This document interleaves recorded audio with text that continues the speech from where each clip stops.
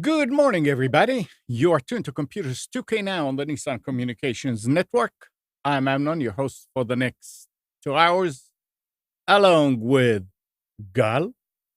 Good morning. Good everyone. morning. And Spence is here. Good morning. Is that what we are? Online TV? And we are online TV. All right. Walk the line, remember. That's it. And Nick is here. I'm not hungover this week, so I'm on the show. Oh, so that was your excuse from last week? Yeah, and Gall crucified me over it. Oh, boy. And we have a guest with us, Amir Cutler from Israel. Good morning. From the beautiful city of Tel Aviv. Good morning to you guys. Our number, 919-518-9773, Computers 2K Voice on Skype. And today's show is made possible by vMix Software, Telestream's Wirecast software, and is sponsored by Tom Sinclair of Live Streaming Gear. So what's going on, guys? I didn't get to sleep an extra hour. I just had an extra hour to hang around in the morning before the show started. Well, that's the same thing, yeah. I went to sleep extra late because math, and I got an extra hour. Worked out well. What time did you get done with producing the game? About 11:30. Oh, well. But I was able to stay up till 3, and it was only 2. You need to understand, Amnon. There's a new download for the game he's playing, and it ruins the life when that happens. Oh, he did not play a game last night. Yeah, well, I did when I got home. He produced a sports game on the station. Yeah, I had to run a ECU football game on the radio. But yeah, he's been putting his share on playing the game online. It's not he's not holding back. What do you mean? What I mean, every time is it you talk or to is you. it Norm that produces the game? No, he got the. What you tell him, Nick? He got. Oh yeah, so the new Call of Duty came out. Fantastic game. I just crossed 24 hours of playtime last night. So, good game. Yeah, so he's been playing and playing and playing and playing. I was reading an article yesterday on Slashdot that this guy, I don't know where he is, but he was trying to break the Guinness Book of Records playing pinball machine. Oh yeah, I game. actually saw something about that too. Yeah, he raised money for some children. Extra Life. Extra Life, yeah. Yeah. 30 hours and 10 minutes or something like that. Can you imagine? I mean, at least he was doing it on a computer. It wasn't a real machine, I right? thought it was a real one. I don't know. I thought he was doing it on maybe. Well, nevertheless, Activision made $600 million in the first 3 days of the game launch. So, wow. Which is the highest grossing game they've had in about 6 years. So, yeah. That's it. They can just retire now. Well, they can retire and make another one next year. Yep. So, I've been doing that. Amir, let me ask you this. I mean, do you want to? I mean, what time is it there now? It's probably 4:45. Yeah, no, it's a little bit after 4, Oh. 14 to be exact. Okay, We so moved, they did not. do you want to No, get we did. No, we did a week Oh, yeah? ago. We are, Oh, yeah. okay. do you want to get into the segment now and do the interview about the product so you can get home early, or you okay with time? No, I'm okay with time. No problem. Okay, all right. So Nick, What's up? tell us about AT&T losing more. Oh yeah, I thought this would be an interesting conversation. I don't know if you saw this, Gal. So in the last, what was it? The last year, DirecTV has lost another 1.5 million subscribers, including their DirecTV satellite service and their DirecTV Now service. So that brings the number to like 5.5 million since AT&T purchased them. And That's a good business model, right? well, it's funny though when you see like AT&T, Yahoo, AOL. Anytime these guys purchase anything, Microsoft, it's always an abysmal failure. 5.5 million lost customers in the past couple of years. Wow. And that's net. Yeah, Right, that's yeah, net. yeah, Yeah, exactly. So, That's and you had amazing. millions of people signing up, and you still lost 5.5 million. Well, when you're selling something that is practically dead, no surprise, right? We're not surprised. We don't understand what they're doing. I mean, they pretty much they purchase these companies and then they up the surcharge, right? So how would customers remain there? There's nothing positive about these companies, especially when it comes to the consumer, right? So I don't know. I have yet seen any of these companies do any step towards the consumer. They purchase, they sell, but there's never any substantial improvement, right, to us, the end customer who comes and pays the bill. So I don't. This is us. This is exactly the place when Veego comes in.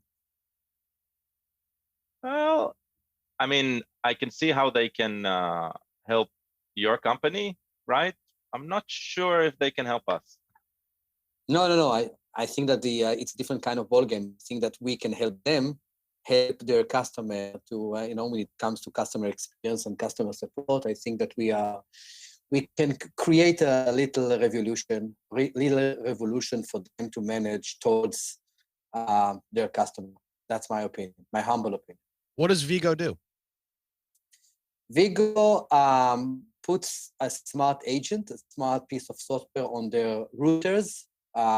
In Hebrew, we call it routers, in order to improve customer experience and customer support by adding a nice layer of artificial intelligence for them to know you better, and won't treat you, I would say, homogenically like other people that calls with the same problem of internet or something, when it comes to the broadband services.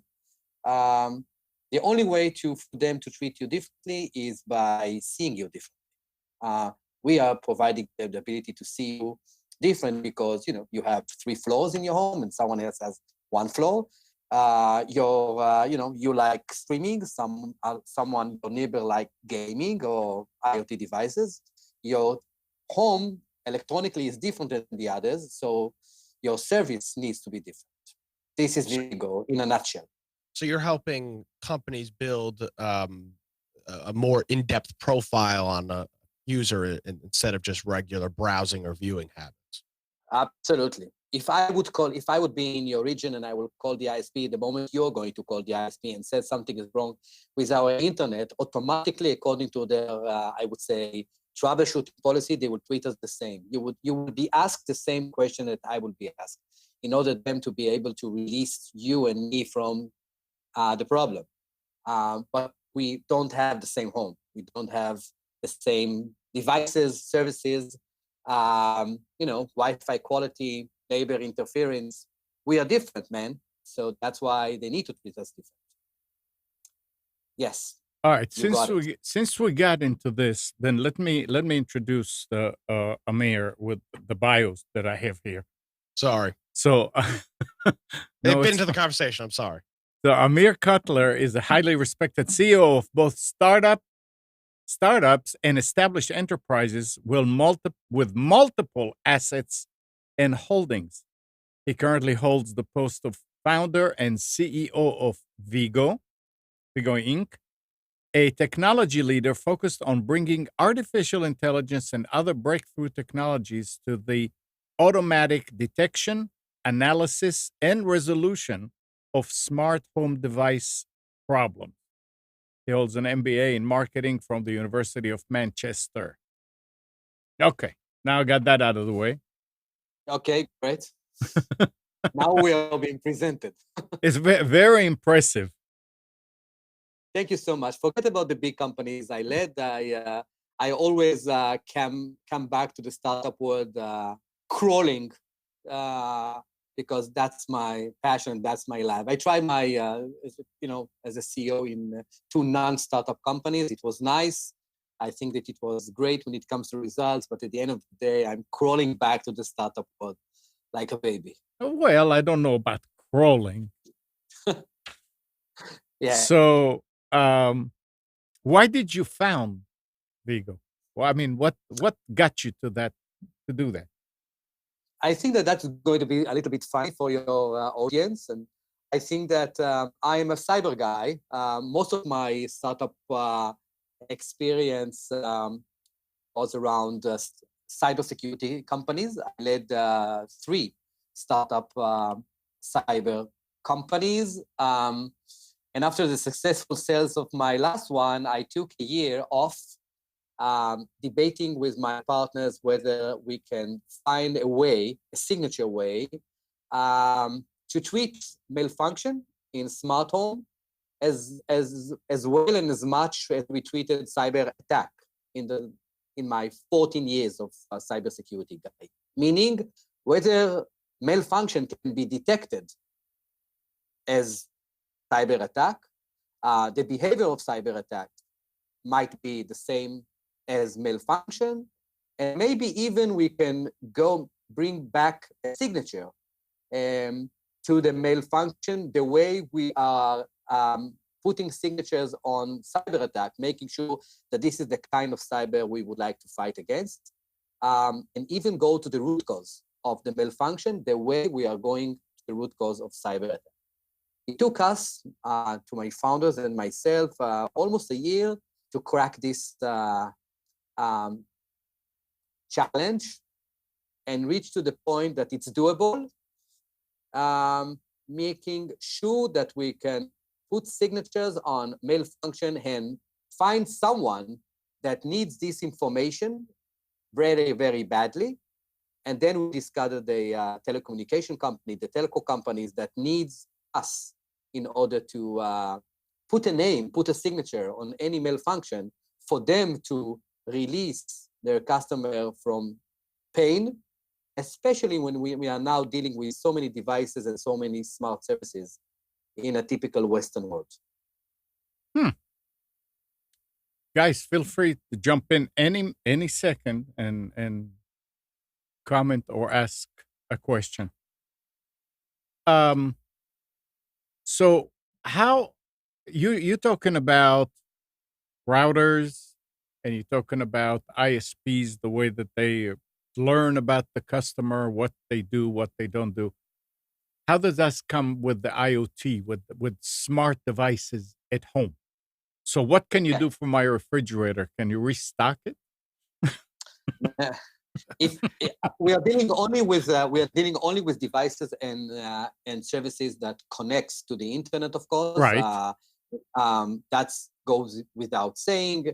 And if you have any kind of problem with your connected refrigerator or Spotify or Amazon or any kind of your smart devices and services, including streaming services, gaming services, and browsing services, you are going to treat the ISP as the initial suspect. You are going to call him because something is wrong. Right. The ISP will try to help you, but in most of the cases wouldn't be able. You probably know, guys, that switch on and switch off the routers. It's something very, very popular when it comes to the words of the ISP trying to understand or to release you from your pain. But the problem is that when it comes to the value chain or the service chain of any smart device or service, it starts with the device itself or even the way the user treats this device. And it goes to the router, outside the home, till the cloud when it comes to Amazon and streaming services and gaming services.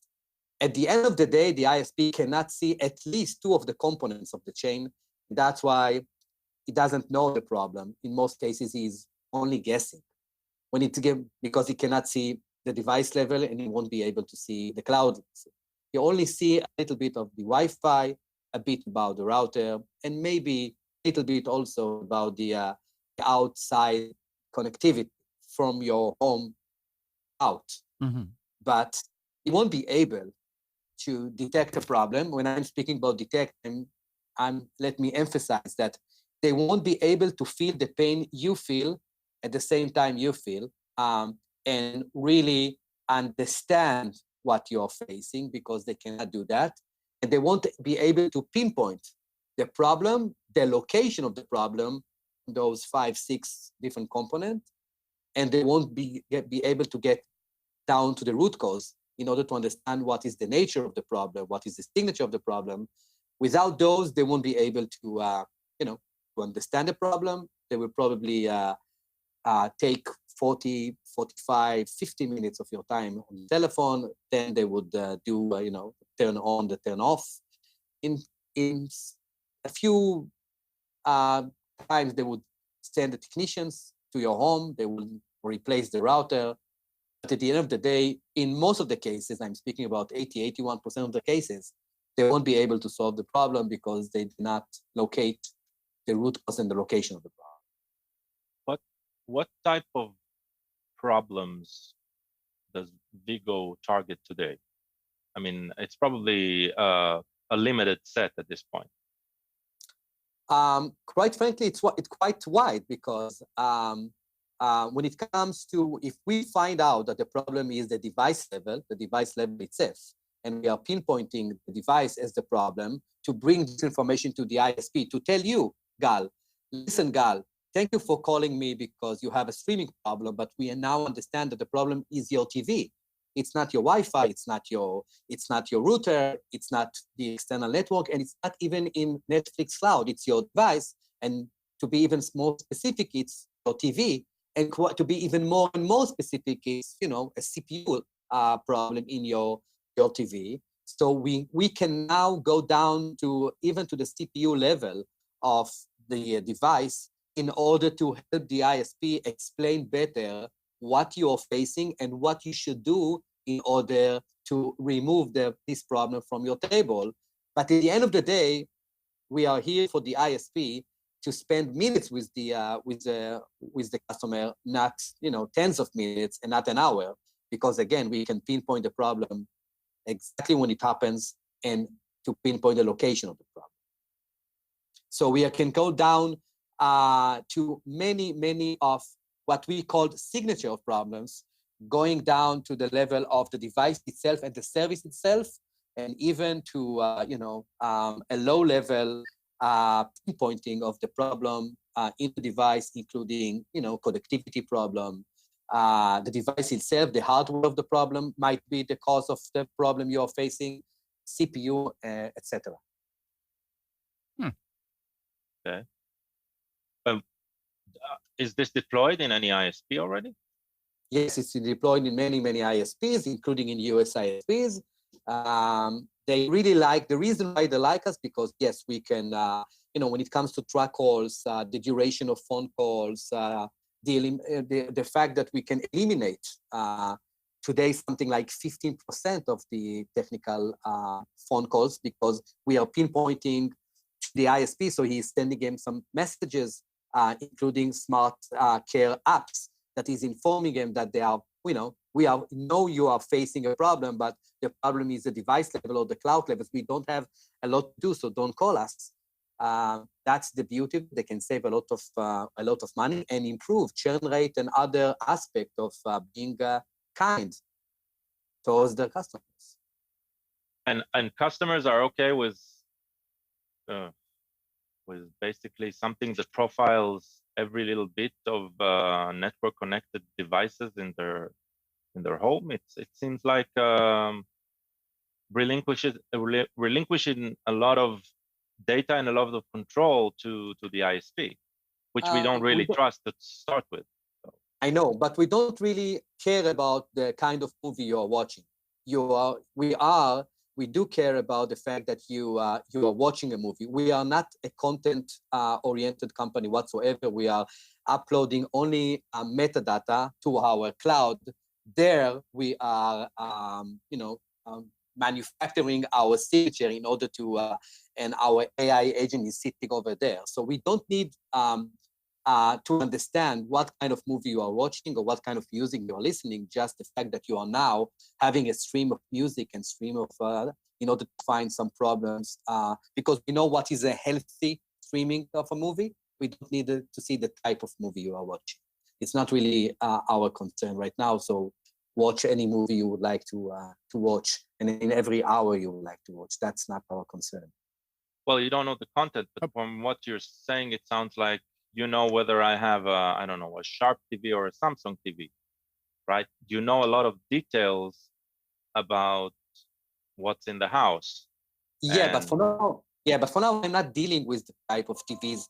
Yes, I can go down to this kind of level of knowing what kind of TV you have, including whether it's 4K or 5K or Toshiba or Samsung. But again, I don't need that at this point, because the problems are generic. When you have a CPU problem, when it comes to one TV, you will probably have the same signature, or at least a range that is the similar of any kind of TV signature when we are talking about CPU as the main cause. We don't really need that. We can go down to that, but we are respecting the privacy of the entire world, the customer and the ISP, in order not to upload this information, and just to keep it inside your home. We are not uploading to the cloud and not providing the access to the cloud of this kind of information to the ISP. Do you find that, I would imagine that the IoT manufacturers, they're already connecting to these devices, right? They may be collecting more information than they need or you want them to have, but your model is good because you're saying we collect only basically infrastructure information, right?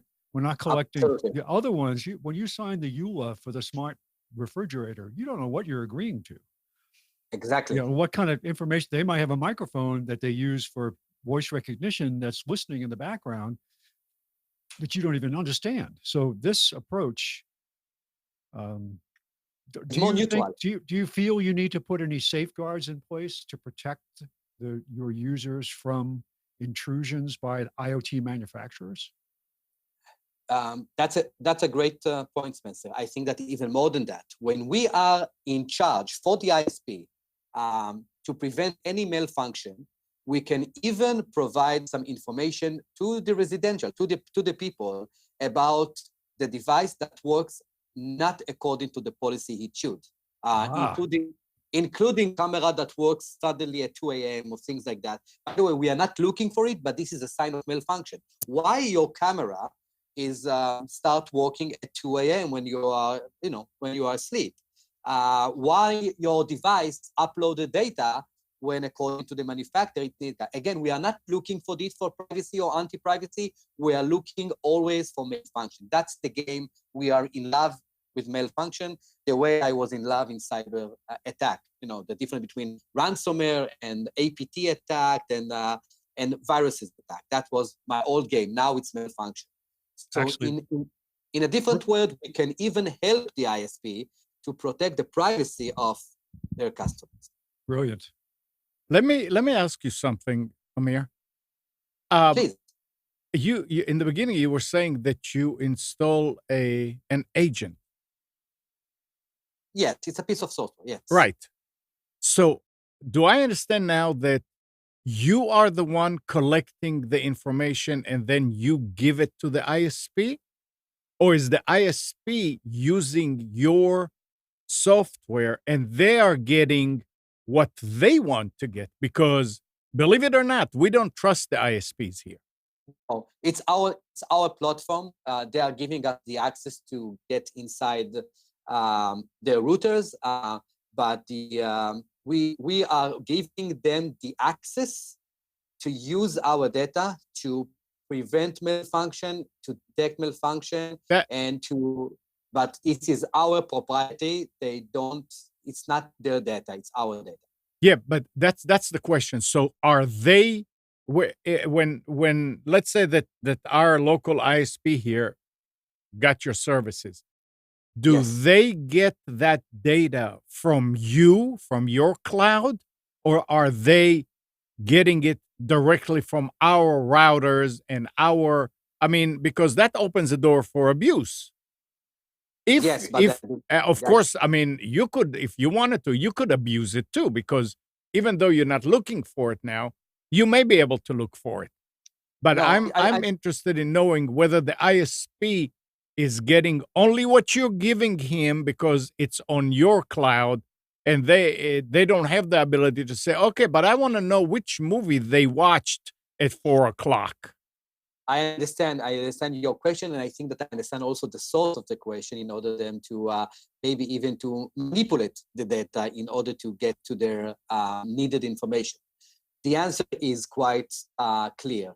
They are having a limited access to our cloud, and we are giving them the access only for the purpose of malfunction, only technical malfunction in order them to feel what you, Spencer and Amnon, and the others are experiencing right now in the home. Something is wrong. Something is not working accordingly. I don't know whether this device that I bought at the AliExpress or the router or the Wi-Fi, I don't really understand. We are providing them the access. We are giving them a license, a monthly license to use from time to time. And they cannot take this data as a whole and make this data as their propriety to use it for other purposes, which are beyond technical malfunctions. Okay. All right. Can the consumer have access to this data? No, the consumer doesn't have an access to this data because we are talking the language of malfunction. We are integrating our product with the CRM machines of the ISP. In some cases, it does have, I would say, a layer of information from Veego, but only if the ISP is allowing it. Let me give you an example, Gal, for better understanding. In some of the cases, especially the AT&T of the world and others, they are providing an app to their customers, customer care app, in order to you and me to see from time to time what's the how many devices I have in my home, whether their connectivity is right, what are they consuming right now when it comes to Wi-Fi and things like that. If the ISP will make a deal with us, we will also provide him our API for him to be able to put Veego as one of the layers on top of these apps for the customer to see more of the malfunction are now in process. They are digging inside his home, and he can be able to more understand them. We are improving the communication between the homes and the ISPs, but we are not providing information directly to the homeowners, to the kids, to the people, without the permission of the ISP, because we are serving him and kind of a B2C business. Okay. You're proposing, I mean, Veego is proposing the end to IoT malfunctions in smart home, right? Yes. So tell us a little bit more about the problems facing smart homes and how Veego is the solution. I mean, I want to hear something more specific, something I can put my fingers on.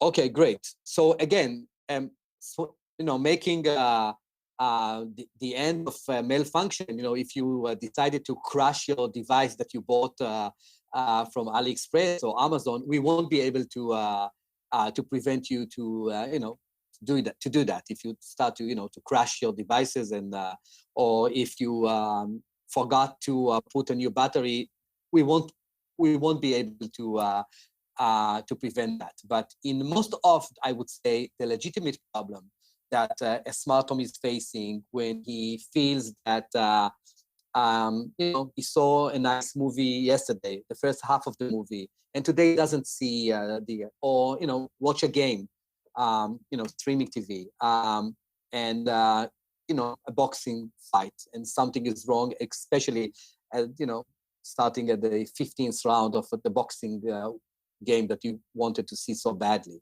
or a new device. In America, there are many smart devices like rings, smart locks. In the UK, you will find even smart thermostat in order to make sure that you have hot waters when you are going to the shower.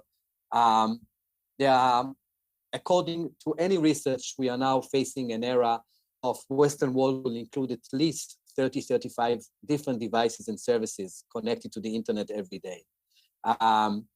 We can make sure that the communication between the ISP and the homes will be better by informing them about problems that the ISP can see that is going to happen. The customer might feel very, very soon, and he needs to do a few steps in order not to face those problems. Let me give you an example. A YouTube movie. We can find a way to show the ISP that in about a minute and a half, while you are watching your, YouTube and just see a nice movie and hearing a nice song, you're going to face a problem when the movie will start. Your computer will be buffered very, very soon, and we can inform you about that. We can inform you about what's the reason of this upcoming malfunction and what you should do in order to prevent it.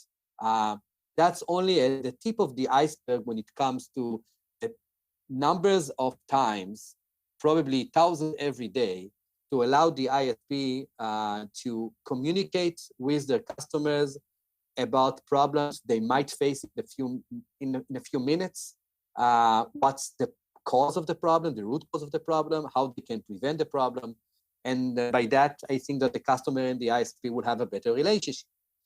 If the customer insists on calling the ISP, and that's happened thousands of times every day, if you are an ISP with 1 million routers, you're going probably to call the ISP something like 9,000 times a day. That's the number of phone calls you have a day in a 1 million routers ISP. So if you insist on calling the ISP because you feel that something is wrong and you don't really accept the messages the ISP is providing you via Veego, still the call center executives will be able to use the same technology of Veego and just to treat you differently by different kind of troubleshooting methodologies when we are giving them all the information needed for them to feel, to see, to sense what you are feeling, and to pinpoint you, Mr. Customer, to the right actions you need to do in order to release yourself very, very fast. Please imagine that if today you are speaking with your customer, your ISP, something like 25, 30 minutes in average, and that's the average. Every year, please add 5 or 10 minutes to this call because the house is going to be more and more complicated. More devices are coming in, more services are coming in, and the ISP stayed the same. Interesting. Any other questions, guys? Well, no. I have one. So the ISPs who do already serve your solution, do they advertise in any way that Veego is part of their solution, and can the customer opt out? That's a good question, but no, we are going to do it. I would say hiddenly and secretly. I think that the ISP will not be able to use the. Again, I hope they will, but I don't expect them to tell their customer that we improve your service and we improve your customer experience because of Veego. They will take probably all the credit for themselves because we are running on their agent. So it's probably that will be the case. That's fine because our business model is towards the ISP as our main customers. And when it comes to our public name to be spread around, the homes, I'm sure that that we will not be mentioned. And that's fine. You keep saying that it's targeted, that your customers are the ISPs. Yes. Does that mean that is there some part of this product that can actually work also for somebody at home on their own, or is it only for ISPs? For now, it's only for the ISPs. Okay. We are putting our agent on the gateway of the house, which is the router. Yeah. It's not secret that our ambition is probably when we will be wise and bold, we will be probably keeping our product on the gateway level, but won't be necessarily on the routers because smart hubs and other kind of gateways are still in the market in billions of units, and that's okay to serve IoT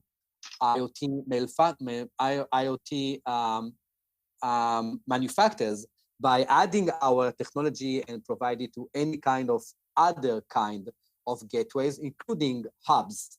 But for now, there are 4 billion routers in the world.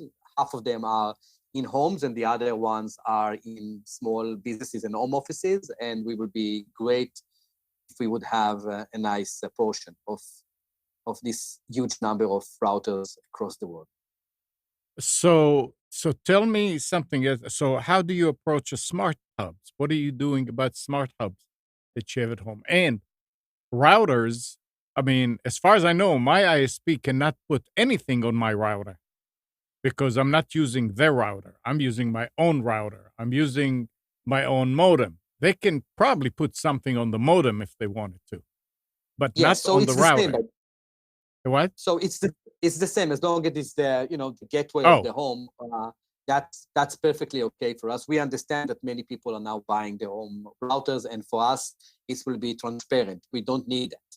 When it comes to the smart hubs, in order then to provide them the ability to speak, I would say more smoothly with their devices, that will not be part of our model in the next 2 or 3 years. We would focus only on communication devices of the ISP. Okay. All right, that Gateway makes level. sense. What if somebody somebody really cares for his privacy and installs his own router like Amnon has at home, and that router passes through a VPN? Everything's opaque to you?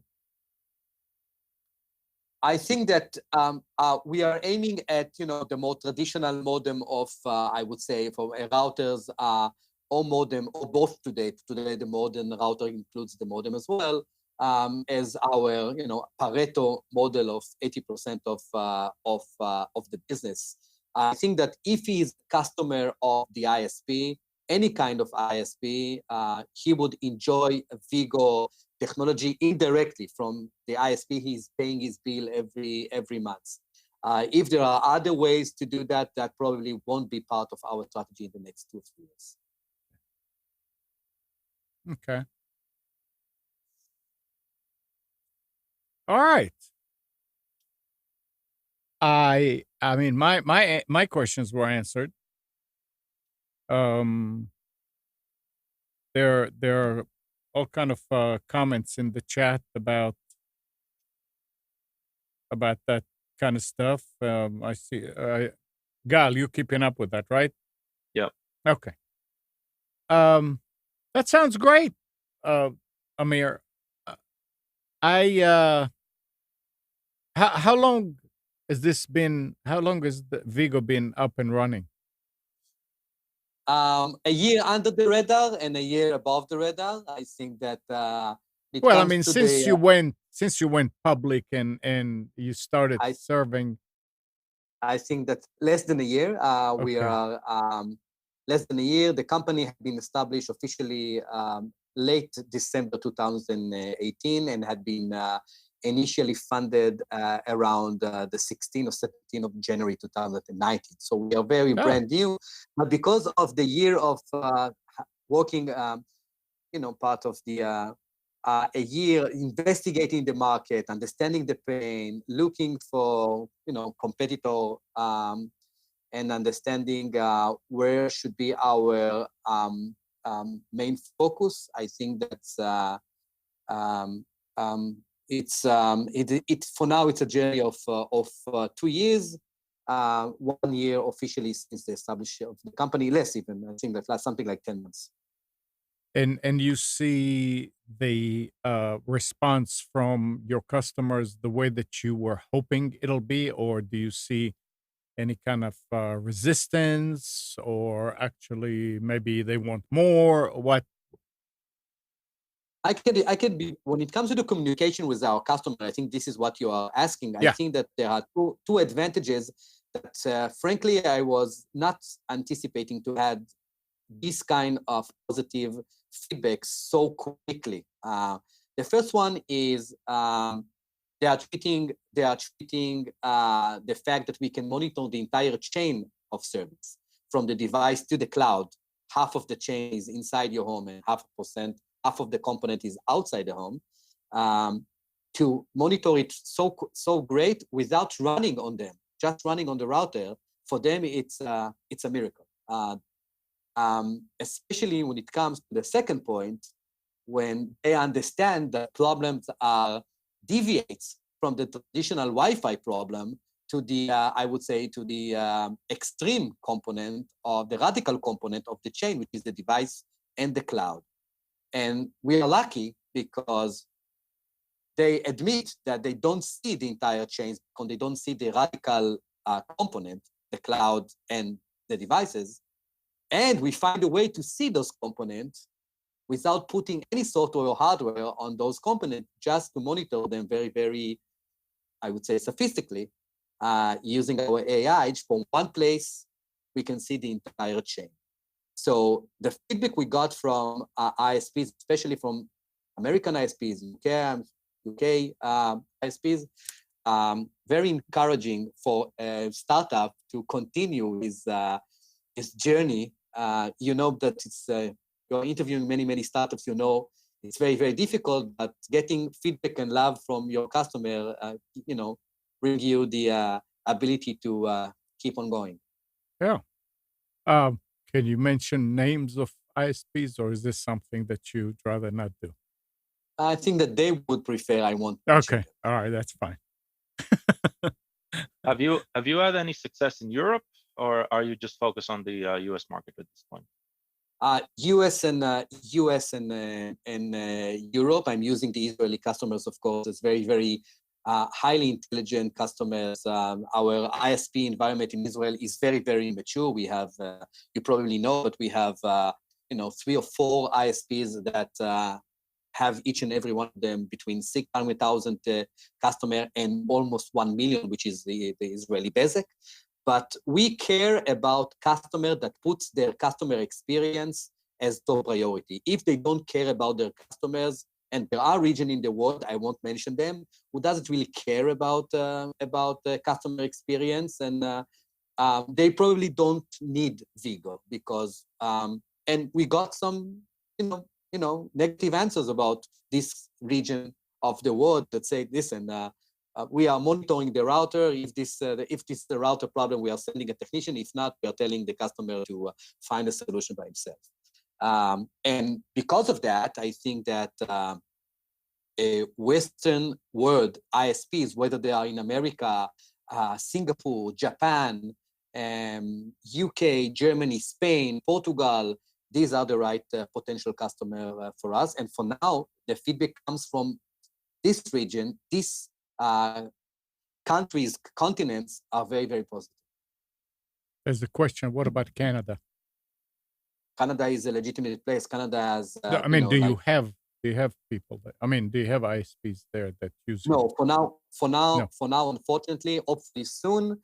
For now, we don't have an active customer in Canada, despite the fact that Canada is really, really an interesting market for us. Their customer experience is one of the important tasks of the ISPs. It's executive level, including the demand of CEOs and board to make sure the customer experience will be better, churn rate will be better, and because the fight between ISPs is very, very hard, and they need to keep the customer as close as possible. All right. Anything else, guys? Nope. Okay. Amir, is there something else that you wanted to convey, talk about that didn't come up? I just need to say thank you for your time and for your questions. I hope that I answered in a detailed manner, and I hope to see you guys soon. Probably will be in a more advanced stage, so I would have more story to share with your audience. Yeah, well, I would love to have you back here when there's more stories, because stories make it. A lot of technical talk, sometimes people are going, oh, okay, fine. But yeah, stories are good. And I just wanted to mention to the audience that Veego gave us some giveaways, and today we're going to give away a $25 Amazon card. Stay tuned to that operation. All right. Thank you too. You don't have to leave. You can hang around. It's fine. But thank you for the information, and thank you for your time. Your time is also it's not just our time here. It was a really pleasure, and I'm glad that I invested the time in this session. It was enjoyable. Thank you so much. Thank you. Thank you. All right, guys, you remember we talked about NordVPN last week? Yeah. Well, so last week they disclosed a server hack that leaked crypto keys. While the scope of the breach is still being determined, Ars Technica Dan Goodin reports the NordVPN user's password were exposed, and at least one site still features user credentials, which include email addresses, plain text passwords, and expiration dates associated with the accounts. There is still one of their sites that still has that information up on the web. That is just, Let me tell you exactly what went on here. All right. And if I'm repeating last week, I'm sorry. That's fine. Let me tell you what went on with NordVPN. They are part of this new generation of VPNs that put all of their money into marketing. If you watch any sort of some sort of tech channels on YouTube, content creators on YouTube, you probably saw a whole bunch of NordVPN ads, and it appears that they spent a majority of their money on marketing instead of infrastructure into technology, and now they're paying for they're paying the cost of that, which is a total loss of credibility and probably a cease of existence for them. I don't know why anybody in the right mind would continue to support, and all their advertisers are pulling out. Like, all the content creators are no longer promoting them as a viable VPN, as they should. Yeah, absolutely. So it just appears that they spent way more time into, sponsoring YouTube videos than they did figuring out how to, provide a safe infrastructure for their customers. But there's one more mistake that they did, and it's in the way they're handling this breach. They're every single time somebody on their end speaks about the breach is about it's not that bad, right? Yeah, and we're finding That's out the slowly, wrong slowly. way. That's the wrong way Yep. of dealing with this breach, right? Mm-hmm. You need to show how serious you are about investigating whatever happened, right? And don't come to a conclusion that it's not that bad. You're a Right. security company, right? You Right. need to create trust. If you do not create trust, nobody will listen to you. And you have practically zero chances of surviving it, but you have only one chance of surviving it after the fact, right? And that is in dealing with it at least in a meaningful way. Yeah, you're gonna lose, you're gonna hurt, right? But crying, don't worry, trust us, that won't work. Not after you're hit like that. Yeah. And talk One about thing they don't train you in business school is how to recover from a mistake. just They teach you, say "Oh, go say out there that and you just be screwed up. successful." Well, I don't think they know that. Well, they do know. I don't think they truly understand what happened. That's fine. Then don't downplay it. Say Well, we there are- don't understand what's happening and we're working with the best teams to figure it out, right? And we will come out with a conclusion in X days or whatever, right? But don't play it down. And that's what they did the moment they announced the breach. That's what they're still doing. Yeah. That's the So problem. I would suspect an end of NordVPN in the coming months. Yeah, Well, I there's don't know if an end, but they're gonna struggle. That's for I mean, sure. they'll lose almost their entire user, because you got to remember the people that are buying NordVPN, Exactly.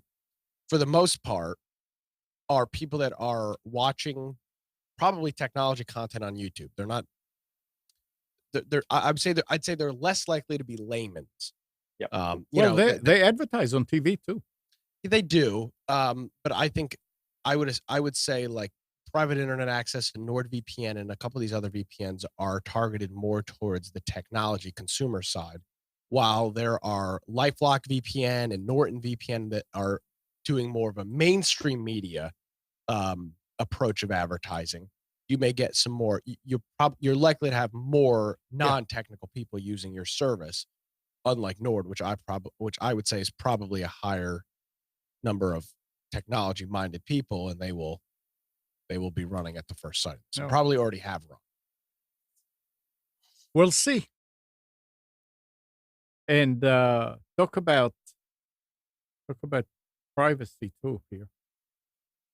Google bought FitBit I saw that for 2.1 billion with a B dollars.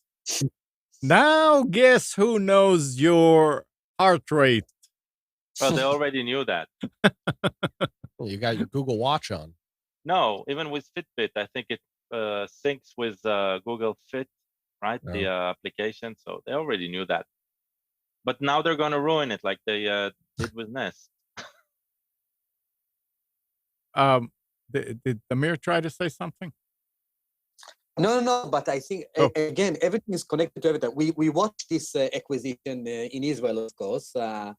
It's very, very interesting to even to understand what's the what they can do with the data.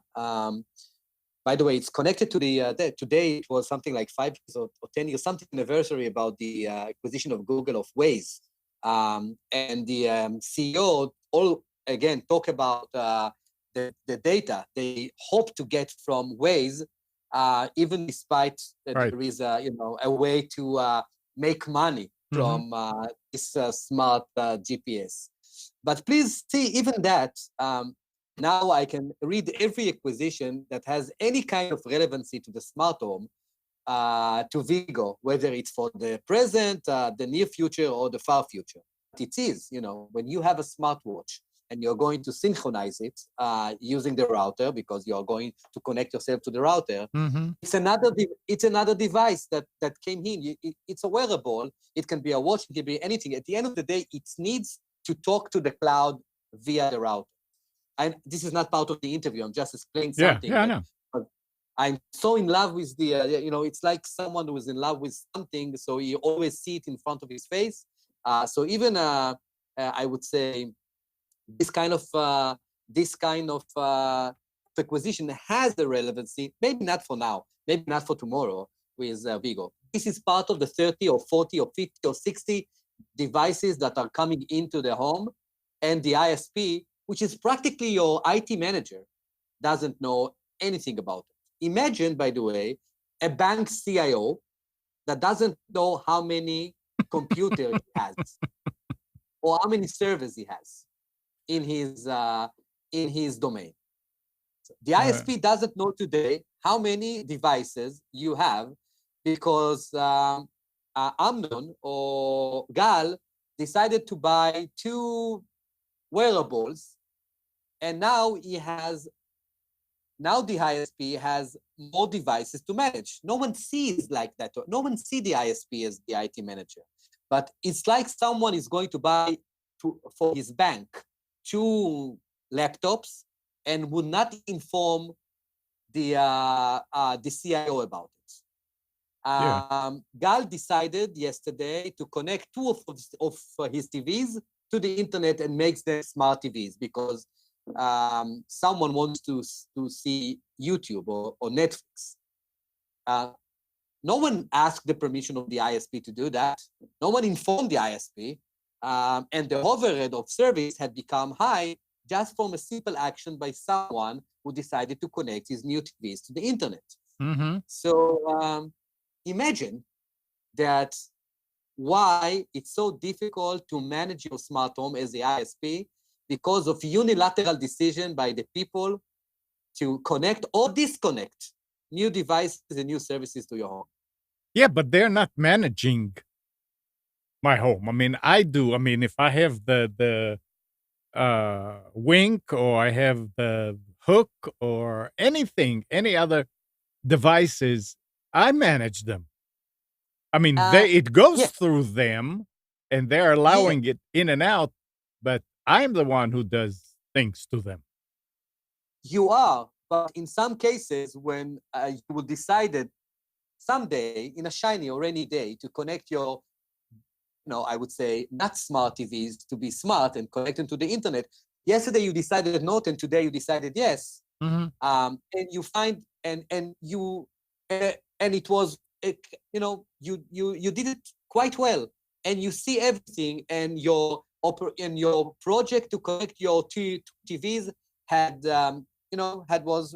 it was successful. You see new stuff, and you are very, very happy. But tomorrow, you cannot see anything, and you are going to call who? Right. You're going to Toshiba Japan or Samsung Korea. You're going to call the ISP.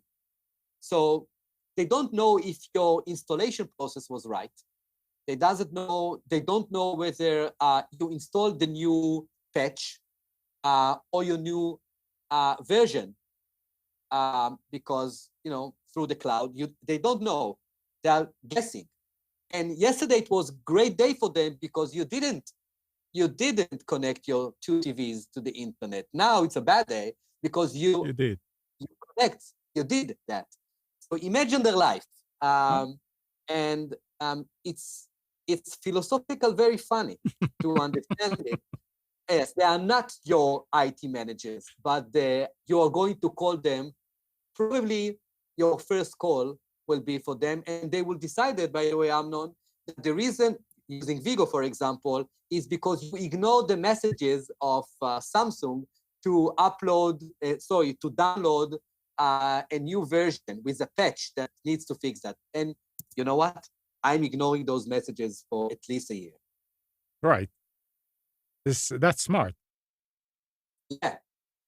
So for philosophical wise, sometimes we are pushing them too hard, and they have, because you are creating the phone calls only by connecting more devices to the internet without, so to speak, asking the permission to do that. Yeah, Spence is probably the only one who remembered this from days back. Before the advent of the internet, when you had a phone from Bell South, if you wanted to add a phone extension in your house, you had to tell them.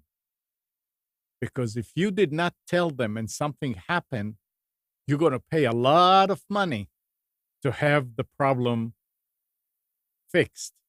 Yeah. So you had to let them know that you did this and you did that. Them were the days. But yeah, to go back to Fitbit, well, why does Google want it? I mean, you know who else wanted it and couldn't get it? No. Facebook. Oh, really?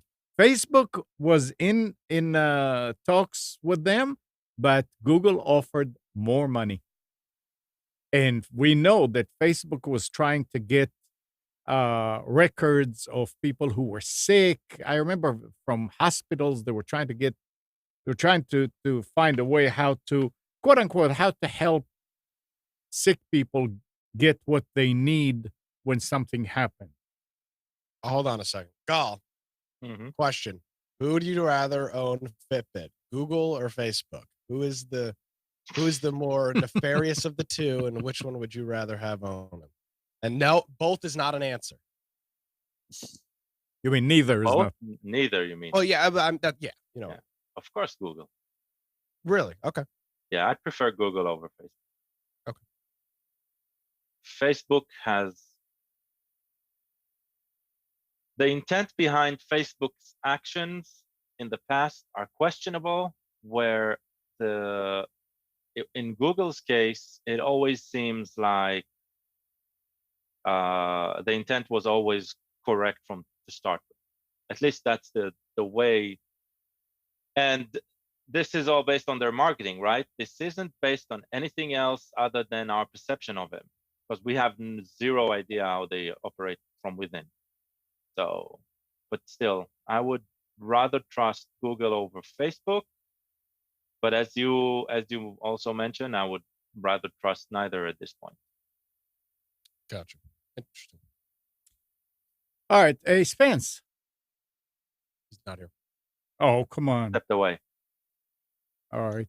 Well, guys, I think that this is my cue. I'm being late for 11 minutes because of the great time I'm having with you. This is my time to connect myself to another call. So thank you very much for your time. It was great. Thank you. So much. Thank Have a good you. one. Take care. Bye-bye and good luck. Thank you so much. Bye. להתראות. So Spence is not here. He'll be back. He wants to do the specials. Come on. All right, Amnon. Show the video. Let's do it. All right. Oh yeah, that's Nick's Amazon. Do you want something to say? Let me something? tell you. So since I was under the weather last week, not on the program, I decided I got to step up my game and I got to make it up to Amnon and to everybody else because my useful insight wasn't on the show last Sunday. So I mentioned probably about a month ago that the apartment complex I live at was installing an Amazon Hub system, which is Amazon's package delivery management system. It looks like it's just a bunch of lockers and the pin pad that's because every time you got a package, you had to go down to the office to get it, and if you came back from work later after the office closed, you couldn't get it. Well, yeah. Well, from my part, as the tenant, it was frustrating. But I would imagine from the apartment complex's side, they just have people strolling in all day, just checking. 101 apartment 3, just all day. Every time I went in there was like 4 people trying to get packages, and you're paying your management staff who you're not paying them to hand out packages to people all day, but that's what it turned into. So here's Okay, you want me to play now? Yeah. So I shot a little video of the process of picking up one of those. Here packages. goes. All right, so here's the hub system. Come over here. Touches like a little ATM.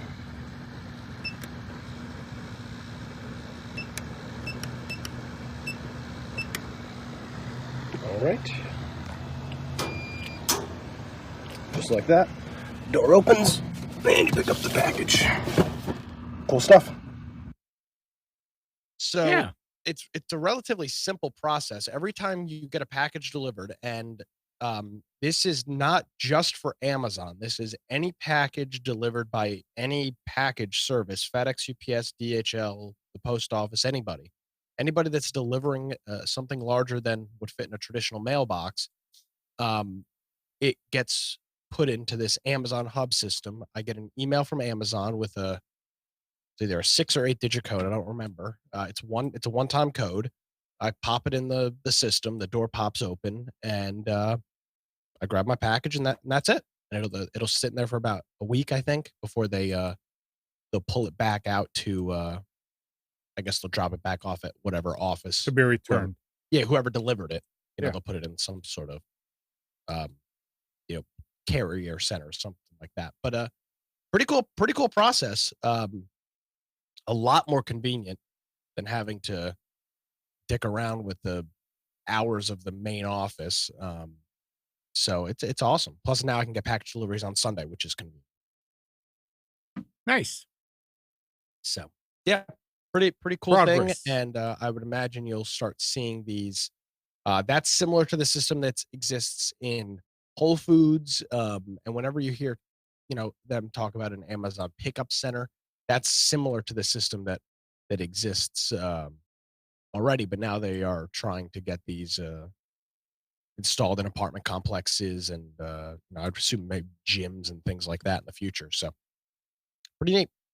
Yep, it is pretty neat. Spence back? Yep. Hey, Spence. No, he's not listening. I was listening. I was muted. Are you ready for special? Yes. Well, yes. All right. Let me make it larger.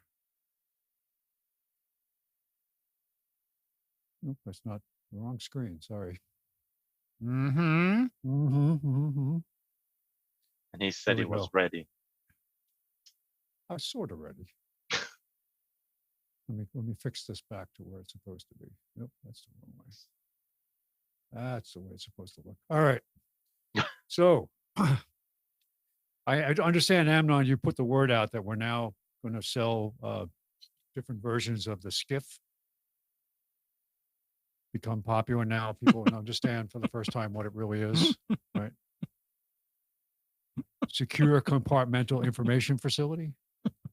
But we're going to come out with a couple of different extra versions here. We have the birdhouse version. You remember the cone of silence? Yep.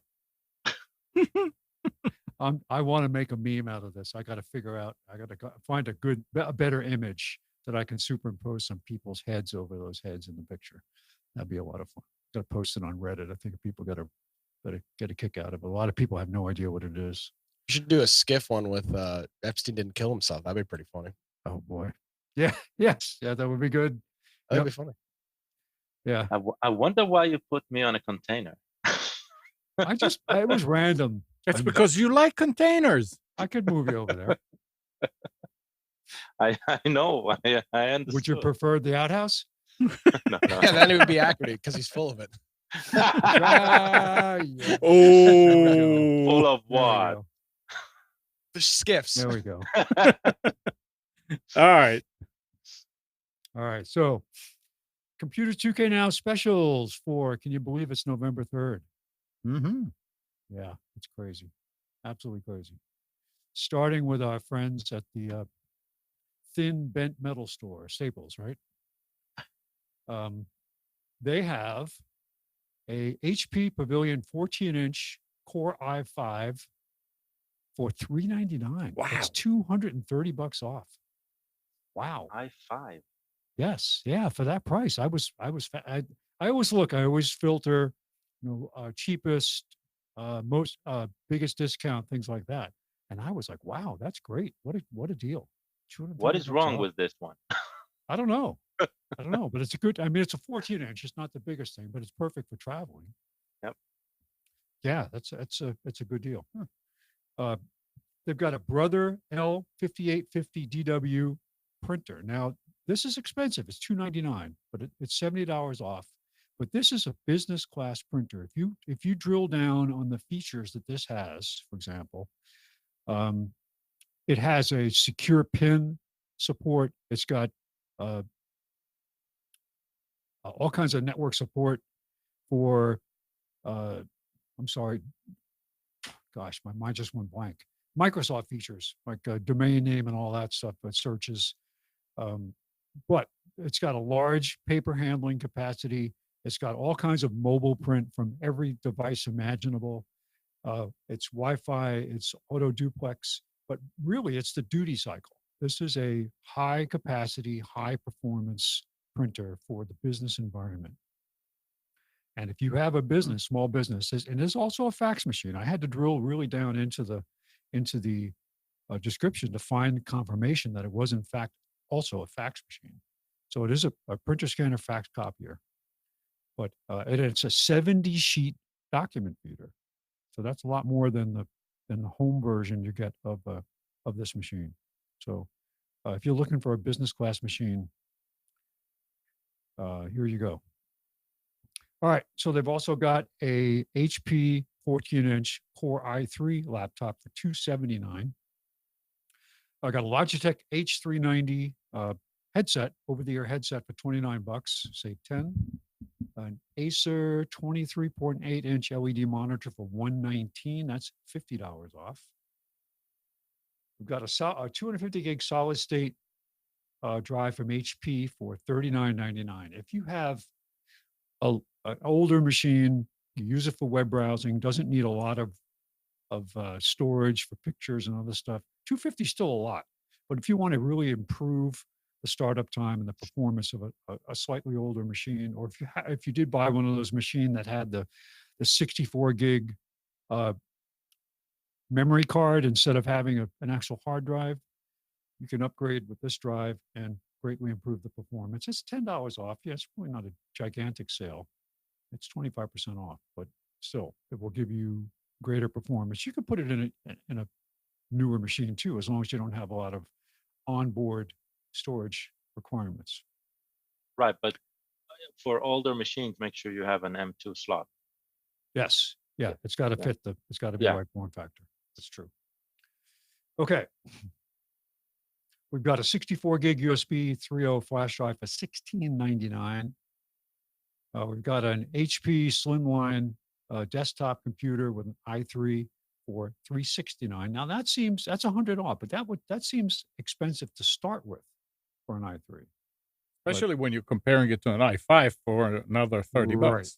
Yes. Well, that's a desktop. And a laptop. Right. Yeah. So desktops seem to have gotten more expensive. And I think it's a supply and demand thing. They're not making as many as they used to. A lot of companies now are going with small form factor microcomputers or all-in-ones for their desktops, or giving people laptops with docking stations that they can take home. So I don't think we're seeing as many desktops as we used to. We've got a Netgear 24x8 DOCSIS cable modem. This has way more capacity than most cable systems offer as far as speed goes. 24 down, 8 up is more than enough to give you the maximum speed on Spectrum, for example. So $89, that's 20 off. And you may, Spectrum did away with they don't charge you for their equipment anymore, do they, Amnon? Used to have. You mean the modem? No. There was a monthly lease charge. Right. So I don't think they have that anymore. And I remember one nice thing about Spectrum was I didn't have to, the way Time Warner worked, if I purchased a bundle and I wanted to use my own modem, I still had to take their modem. And it usually was the modem with a built-in TA. And I had to just leave it on the shelf and keep it And when I'm done with the service, I had to turn it in. Well, now with Spectrum, I have my own modem. I have my own backup modem. I don't have to have their equipment. I didn't have to take it, which was good. Right. So if you're ready to upgrade your cable modem, you can go with this new one here and then keep your old one as a backup. And with the app you have, the mobile app on Spectrum, you can go and exchange those equipment yourself. You can just say, switching to a new modem, add a new device, and it will initialize it, and you can bring it up on your own. Typically, I've done it a couple of times. It works pretty good. All right, Canon Pixma TR450 wireless all-in-one printer for $49, half price, $50 off. Microsoft LifeCam Cinema One webcam, $49.95. This is a 28% off. I don't know where this stands in the performance side. The way it works with these ads now, it's kind of interesting. I'll go through. The top two rows are from the weekly ad where you click on categories. The bottom ones, you just click on the deal page. So this is supposed to be a true HD camera, but the frame rate and all that stuff, I'm not really sure of. I have two older Microsoft cams, the ones that you gave me, that are adequate. I think Nick used to use that. Yeah, they're pretty good. And I only have one set up right now. I still have, and I was very happy with my original Logitech 900. That was the first HD camera I ever had. But now I'm using the newer Logitech cam. Now, it's not the latest one, but by any means. Okay, Microsoft Ergonomic Natural Keyboard. This is a USB connected device, but gives you a lot of functionality here for $29, or normally $44. I've got a 32 gig Lexar high performance SD card so it's got both the regular form factor and micro SD, so it basically comes with an adapter. 32 gig for $9.99. Not a lot. It's 23% off. It's usually $12.99. But high performance. So if you're going to do video recording to this memory card in a phone or some other capture device, it's good to have a class 10 or better card. SanDisk Ultra 128 gig USB 3.0 flash drive for $22.99. That's $12 off regular price. And that's a tape. Go ahead, sorry. Oh, compared to the what was that? The 64, right? Mm-hmm. Yes, that's a good price. Yeah, that's a good price. So moving on to Office Depot, Office Max. We've got a Lenovo IdeaPad 15.6-inch machine, Ryzen 3 for $349, say $130.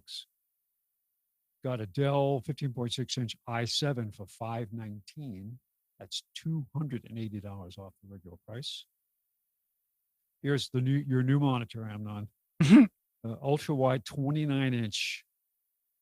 What's weird about this is like a 29-inch ultra wide monitor is not going to be the same as a 29-inch diagonal television because it's an even wider format. Right. Not that it would be great for a computer, but you wouldn't want to watch TV on it. So for video, you'd have to do it in a letterbox format. If you stretched it, it would look very strange. But $199, $100 off this monitor. Got a very similar to the brother printer we looked at before, but this is a Xerox similar work center laser printer, printer scanner fax copier. $203 off the regular price for $299. This is the full functionality, mobile printing, large paper handling, paper storage, multifunction. When I say paper handling, I mean different ways. If you have labels, if you have individual sheets you want to print on, it's got all that functionality for the office. Got a Dell desktop Core i5 for $529, which is $150 off. Got a Dell 2-in-1 touchscreen AMD A6. Now this has the 64 gig. It's flash memory card. I forget what the name of what they call it, but it's not a flash drive, but it is like flash memory. So it is a solid state drive. but the performance is not fabulous with this stuff. I took a machine like this. It was actually a Dell. It's very similar to this 2-in-1 laptop touchscreen, and I upgraded it using a solid state drive and really improved the performance, put some more memory in it. But this is $159, which is $80 off the regular price. Good for just general browsing, travel. Here's something we haven't seen in a while. Hi, Amnon. Yeah. CDRs. And I'm sure people still need them. I mean, I still have a ton of them and I don't use it much, but I'm sure people still use them. So take advantage of a sale. They're pretty expensive. $23.19 for a 100-pack sleeve of CDRs, verbatim. Don't see this come up very often, but people do have security requirements for their monitors. A lot of businesses will have this, especially financial institutions. So you can't be looking over somebody's shoulder to see what's on the screen. So it's a 3M privacy filter. It's a 24-inch 16 by 10 aspect ratio for $168. It's not cheap, but it is $141 off the regular price. Very, very specific need and application here. I realize that. Yeah. But I like to show, unique stuff. You going to go out and buy a couple of these just in case? No. In case you fall, somebody brings a monitor and says, I need to have a filter screen for a 24-inch 16 by 10 monitor. I just happen to have one in stock. Okay. Dell 23.8-inch LED touchscreen. Haven't seen one of these in a long time. So this is not an all-in-one. This is a touchscreen monitor that you can add to a desktop and make your own all-in-one type device. $253. That's not bad. $148 off the regular price. $146, I'm sorry, off the regular price. The price is $253.41. Amazing. But this might just fit a retail application, some type of application where you have people entering data into the screen, like in a casual environment, an office. You have people come in and fill out something online. It's very specific, but it's a unique product. All right, Amnon, this is all set for your upcoming expansion with hiring all these new people to support the skiff business. This is a U-Attend biometric time clock system. So it uses fingerprint scanning to clock in and clock out. You can't ask your friend to clock in for you anymore, huh? That's it. Yeah. I think you should need to use built-in chips. You put, like you put in somebody's neck, like you see in TV shows. RFID, yeah. Yeah, RFID. But usually it's like a capsule, and then they'll show you cutting it out or whatever. Yeah, right. I'm going to take a scalpel and just slit my neck and take this thing out of my neck, and then it's not going to bleed. So, yeah. But $179, save $60. So if you do have a small business and you want to automate your time clock, and people have fingers that aren't going to, like, you're not working in a machine shop where you scan your finger and at the end of the day, or a garage where your fingers are so dirty it doesn't work anymore. So interesting. Okay.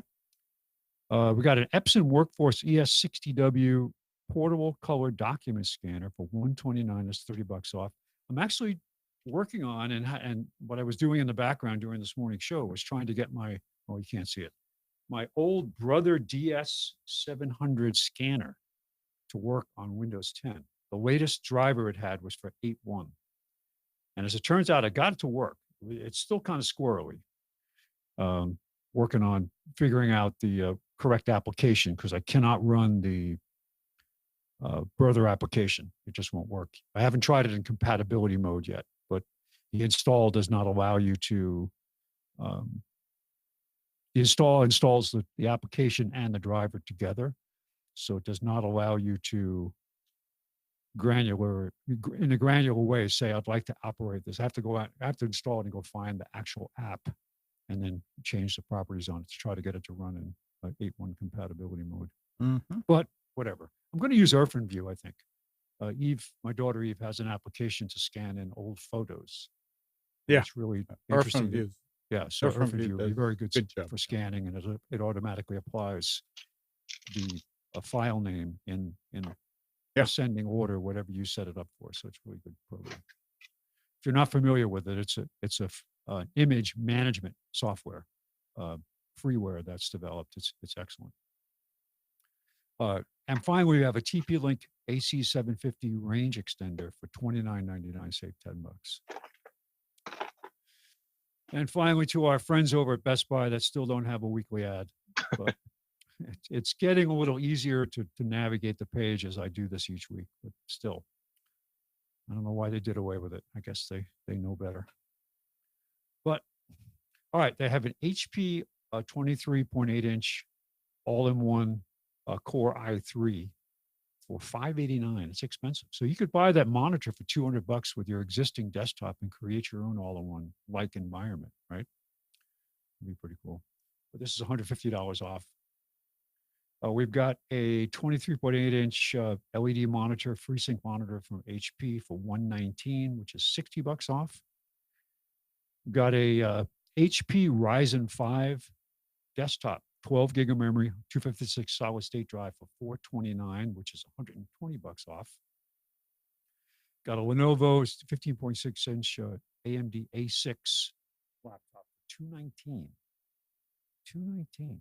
Now, A6 is the older processor, yes, but this is a good price for a knock-around laptop.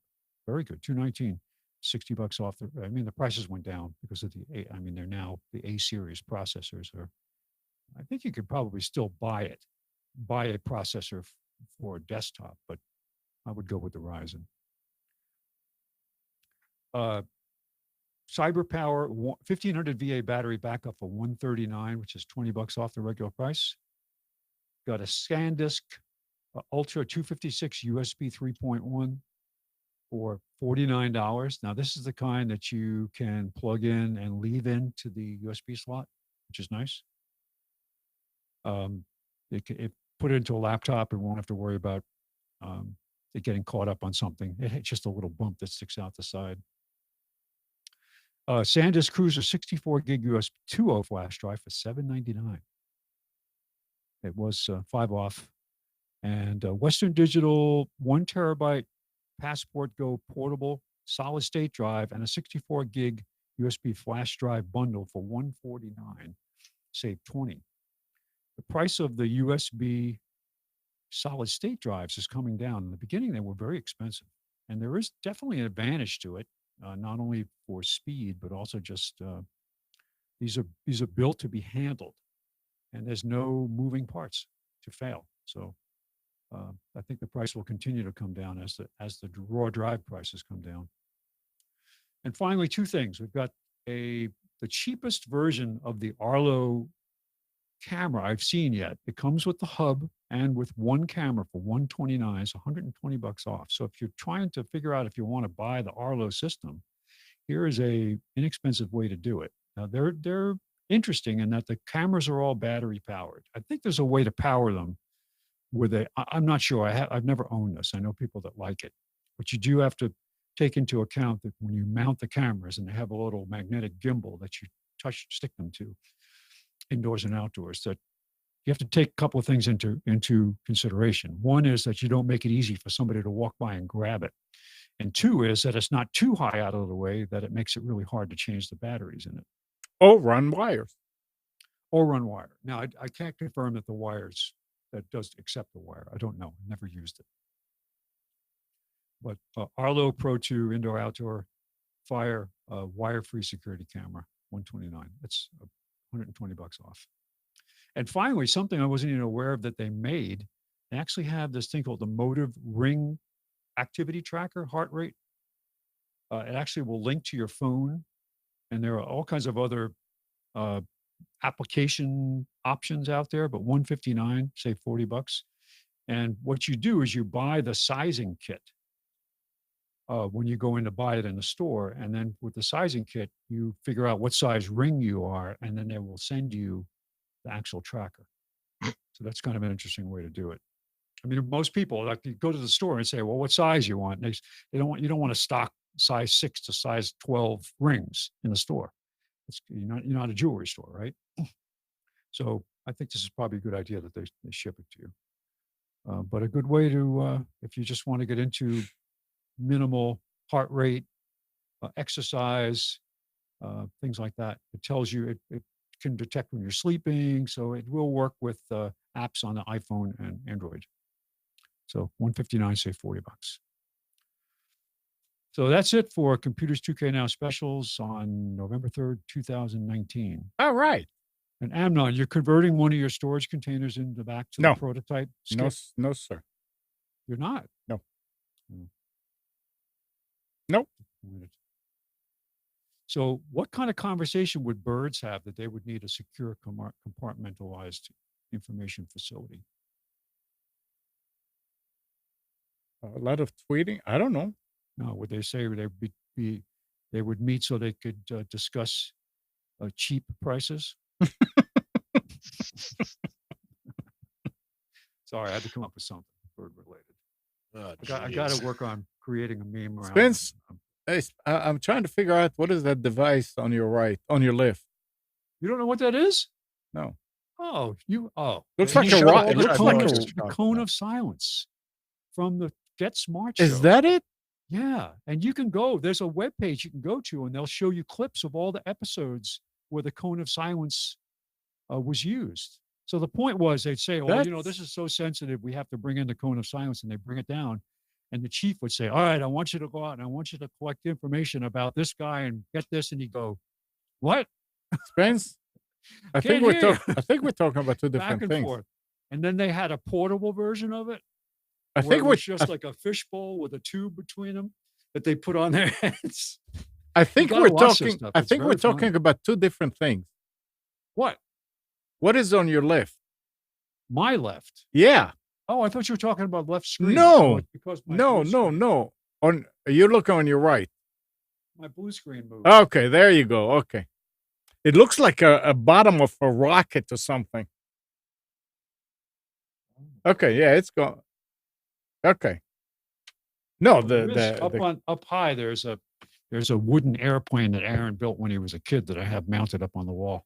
Okay. That could be it. It's painted and it kind of looks like a swept wing plane. Yeah, it looks like something from. Did you get Smart in Israel? Did you get one? I don't remember. I don't think they ever showed it in Israel. No. I mean, we Did you ever got see it, Mission though? Impossible. No, just the new movie. I think I saw. Only after seeing it, I understood it was referencing an old TV show. But no, it's not something we were. But go just do a search on Cone of Silence, and there's a web page where they'll show clips. I mean, I've been watching it since I came here. I've been watching it Right. all the time back in the 70s. It is a great show. Yeah. I mean, it's really out there, funny. And, It's kind of stupid today to watch it, though. it I is, don't know. but it's fun. But it's funny. Yeah. No, I agree. Well, I can tell you, I started watching All in the Family. Oh yeah, you were saying, yeah. This show Is politically correct. awesome. It doesn't matter. It still touches all of the points. Yep. And it touches them from the right angle, right? So Yep. it is done so well. And it's so bad the TV isn't that way anymore. Yeah. Girls and men were men. I'm personally Yes, we offended could that you're use a watching. man like Wait. Herbert Hoover Listen. Well, again. what, Nick? I'm personally offended that Kyle's watching that show. Because yeah. you're Archie You should Bunker. shut him Come down. on. How am I Archie Bunker? Just- Hey, Nick, mobilize the woke folks out there and get them over there. That's a good show. Okay. Let's see. What else here before we? Oh, Nick. Nick, you do the giveaway. What? The giveaway. What are we doing? We're giving away a $25. Yeah, I know what we're giving away. Well, how do you want to do it? You're the radio guy. Caller number 7. What is it again? $25 what? No, Amazon. call in and tell us what you learned about what your thoughts are on the service that they provide, and we'll give you Amnon will give you the gift card. All right. So the first caller to call in to 919-518-9773. What's the number? 5?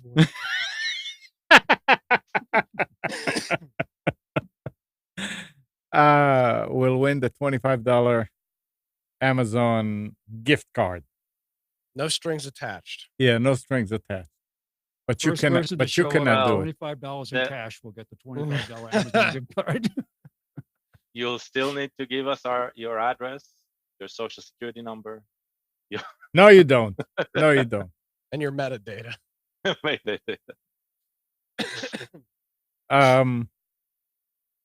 So, earpods. What do you call them? Earbuds. AirPods. They have the new ones, right? They do, which is interesting. And I fixed it, found out that it's just like the old ones. They are not repairable. They're not repairable, Right. but they are they do provide a much higher level of noise cancellation than the previous ones. Yeah. These actually have some rubber nubbies on them, unlike the current ones, which are just the the regular. I don't have mine. They're just the regular plastic earbuds. I actually like the amount of bleed from outside audio that you get with the AirPods. I don't like noise canceling for most things. You like to be able to hear something that like I have my AirPods in. I go to the grocery store and put them in, and I want to be able to hear what's going on around me. I don't want to like be zoned out. Now, if I was on an airplane all the time or whatever, different story. But Yeah, you want that old girlfriend to yell, "Oh, Nick!" and when she sees you in the store. Yeah, that's exactly what's happened to me, Spence. Thank you. But and more like it's like, get out of my way, jackass. You want to be like that Dan Fogelberg song, right? Meeting the old girlfriend in the grocery store and drinking a beer in the car. Yeah, but can't you disable the noise cancellation? You probably can, but these ones have got the plastic part that will like expand in your ear a little bit. It'll conform. I like the non-conformity of the current ones because there is so much outside bleed. It allows me to hear what's going on. Not unlistenable, but it's a good. I feel like it's a good balance of outside noise and whatever I'm listening to. I have the Bose noise canceling headphones, the over the ear ones, and I just use them when I fly on a plane, typically. Yeah, and I've got a pair of those as well from Mixer, Mixcider, and that's where it really is effective. Yeah, I wouldn't use it for being outside, like working in the yard. I couldn't hear anything. It would be nothing. Just I want to know if something's happening. Mm-hmm. So these are over the ear, right? The ones I'm using right now, and they have active noise cancellation, but there's a switch over here. I switch it off, and now I can hear around. So, yeah, it's important to be able to hear what people around you are saying. And the case, they're so much larger because of the new design that it's like they've added like a third of this, added another third of the size to the case in the design. They're much larger, which. Well, maybe is the battery larger too for charging? I'm not sure. Oh, I would assume the battery is much less because now you have to have active noise canceling. I would assume the battery life's going to be worse. No, but I mean, doesn't the base also provide charging? Maybe the battery's bigger too. It's probably bigger to fit the needs of the more battery life, but the case is much larger, and for a lot of people with what you carry in your pockets. I mean, I've already got enough crap in there with my keys and my pocket knife and AirPods and wallet and stuff. Where, in your ear? Oh, yes, in my ear. I carry all that stuff in my ear. That big roll of cash you carry around? Yeah, of course. My wads of $1,000 bills I carry around at the grocery store. Yeah, I don't know. I don't like them. They look stupid, and the case is huge. Yeah, you remind me every other review of the original AirPods. What? Everybody said they look stupid. But then everybody bought them, and and after a year, everybody praised them. Well, I think the original AirPods look stupid as well, but they work. These ones just look weird. I don't know what it Oh. is about Apple's original earbud design, but it never, ever was comfortable or stayed in my ear. Yeah. I I couldn't was very find concerned any about that. position. I couldn't find any position. And the later ones got better, but still, the ones that came with the phone, I couldn't use them. They would just fall out. Turn my head, it would fall out of my ear. With just no way. That is one of the biggest concerns with the AirPods is that if they just don't fit in your ear, you just can't use them. So it's very it's very situational. Yeah, I like the more ergonomic ones that have the Yeah, the turn little to it. nubbies on 'em. Yeah, and that's Yeah, what these and new ones have. So these new and you ones can- might be what you want. Yeah. Yeah, but I'm not going to spend the money. Well, I can What was tell you, it? my son got the Galaxy Buds, Uh-huh. the ones from Samsung, which are like, like chunky little earphones, and he likes them. So, but my wife couldn't. She did. One of them fit well, the other one could never fit well, and they have like adjustment bands and stuff to make it fit better in the ear. Nothing worked for her. Do they have So, different choices of the actual earbud, like the earpiece itself? Because Well, I bought some where they yeah. come with like 5 different versions of it to get it to fit. Yeah, so you got 3 different 3 sets for what goes inside the canal, the ear canal, and you got 3 different sets of what goes around.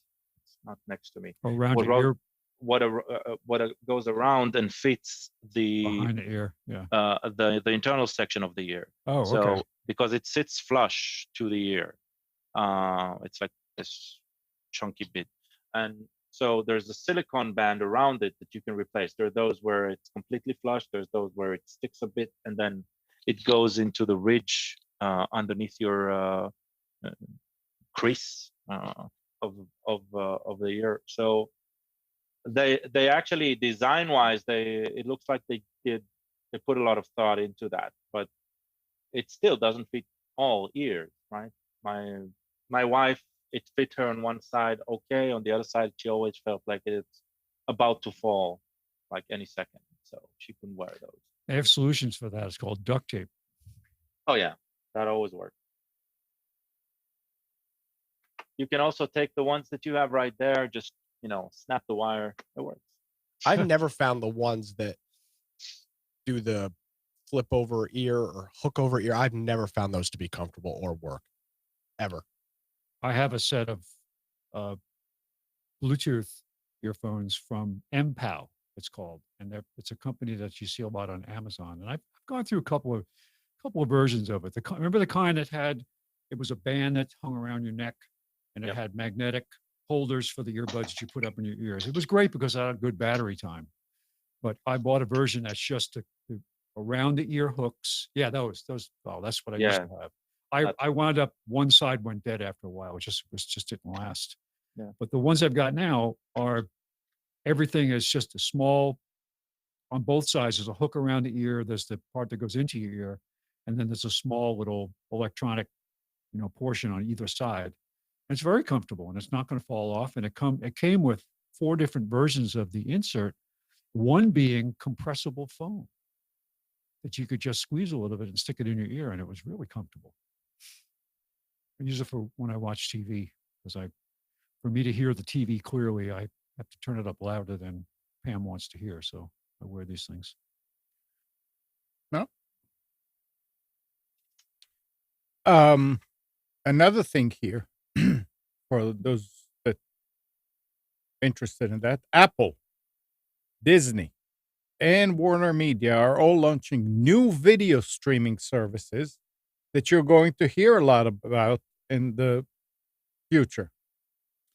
But here is news about one streaming service that's shutting down. Sony's PlayStation View. Yep.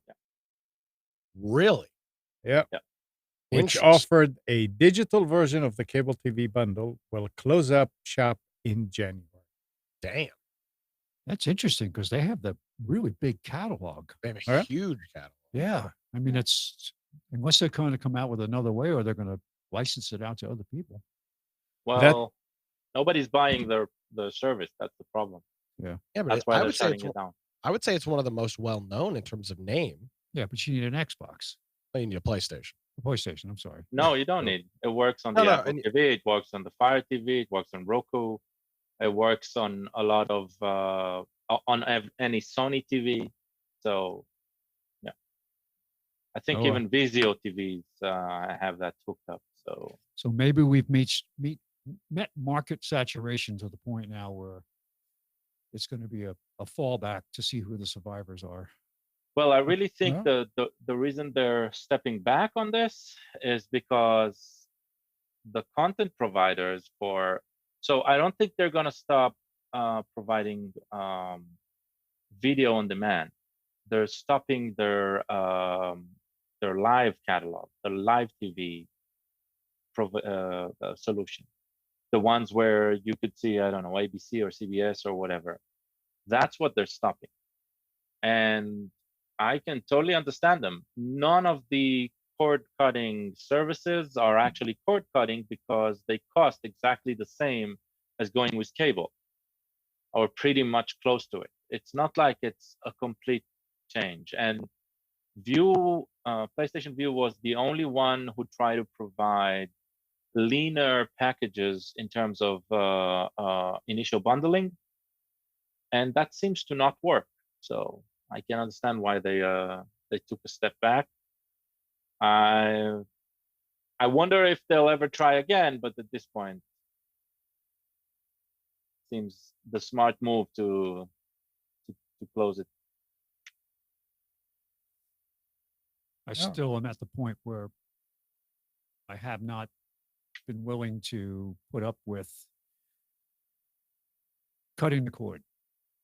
I want to, but it's just right now with the DVR situation we have, the shows that we watch, the convenience of it. And when I was in Alaska, I could stream the things that I wanted to stream with the Spectrum app. While I didn't get all the channels, but got the channels I wanted to watch. I wasn't watching a lot of TV up there. Just didn't have the time. But when I did want to, in the morning, watch news or something like that, I could. And so I've been happy with that. I have Netflix and Amazon Prime, and really not much else that I need. I have Roku. I have Chromecast. I've got all the different devices too, where I can listen to or watch the free services. What's nice about having the Spectrum licenses, I can set up, like, for example, USA Channel on all these different devices. As long as I have a login for the provider, I can set up the app on all those different, on my phone, on the Roku, on every on TV. So. Oh, well.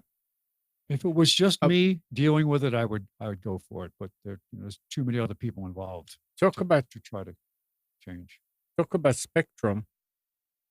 I called Thursday because it really seems like every month the bill goes up a couple of dollars in the last few months. Yes.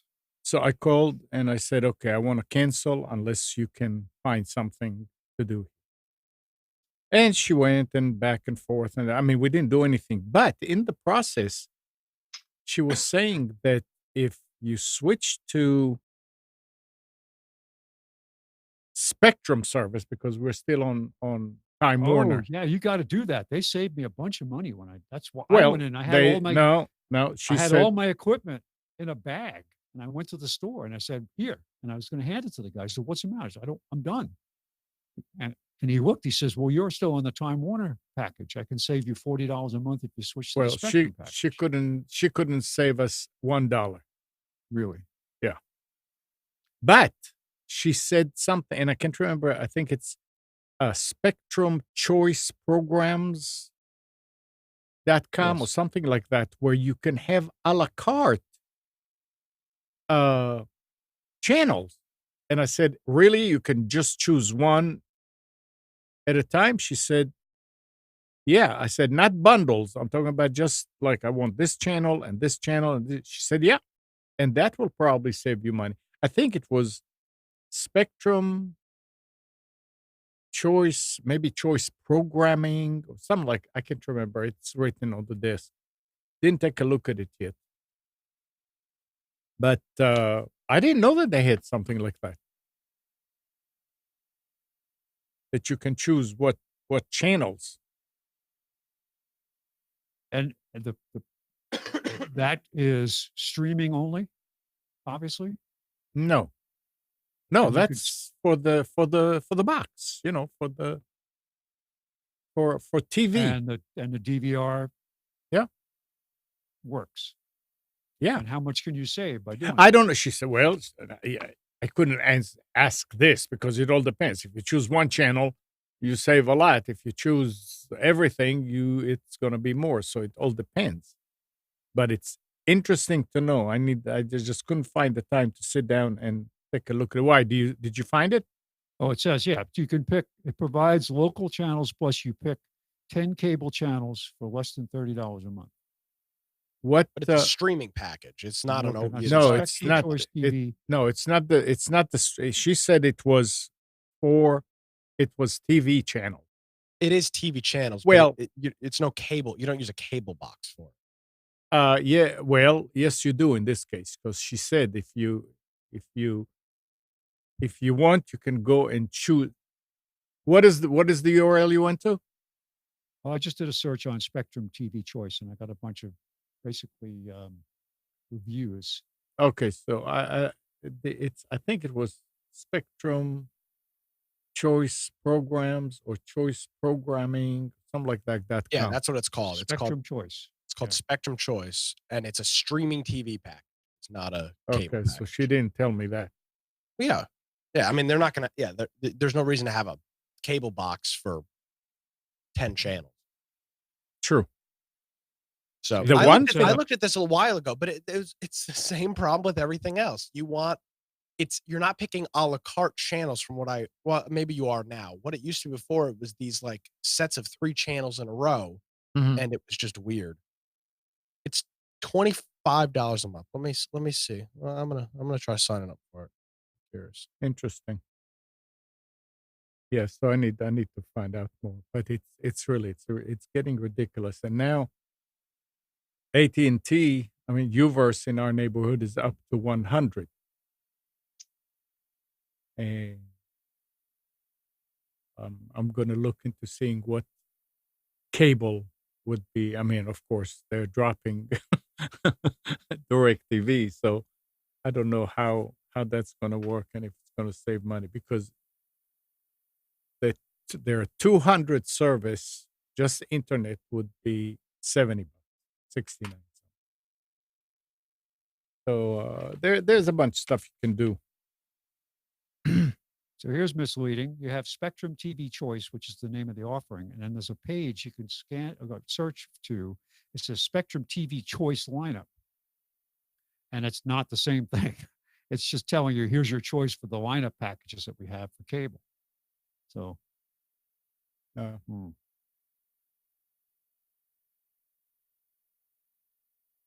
All right. Anything else?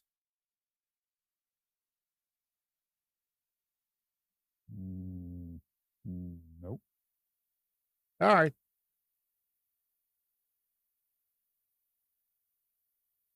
Yeah, there's a very, very limited set of channels on here.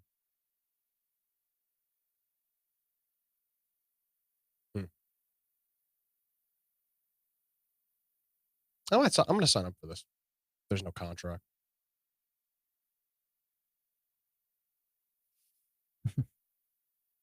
All right. So let's end it then. Fine. Either way. Nothing. Is there something else you want to talk Fine. about? That's fine. Nick, Spence, Gal? Anything? No, sir. All right.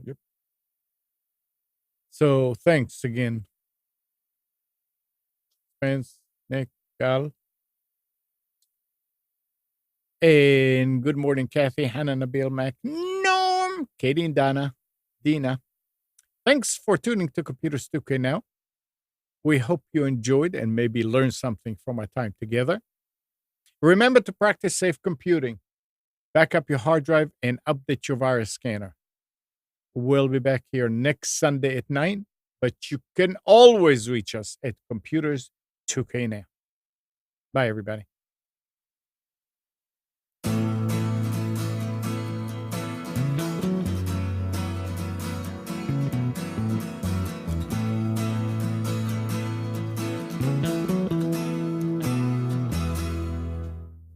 You are tuned to the Nissan Communications Network. If you tuned in too late, you can always watch each program in its entirety or download an MP3 audio file of it in the archives section at nissancommunications.com. Don't forget to subscribe to our YouTube channel, follow us on Twitter, and like us on Facebook. Sponsored by Telestream's Wirecast software, StreamingGear.com, Carolina Apparel, and DeltaForce.net.